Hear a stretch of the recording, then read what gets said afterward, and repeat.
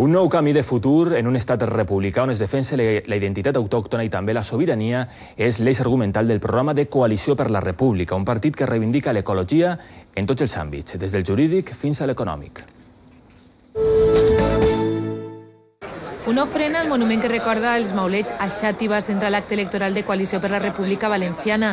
Este partit proposa un camí rupturista cap a la sobirania del poble i la instauració de la república defensant la identitat autòctona i ancestral.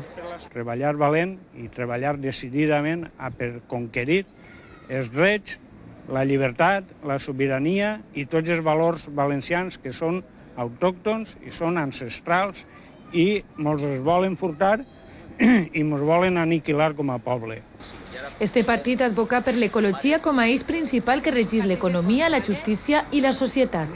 L'espai mediambientalista és molt important, però l'ecologia social, és a dir, la República Valenciana, una sanitat ecològica, una ciutat ecològica, una justícia ecològica, una economia ecològica.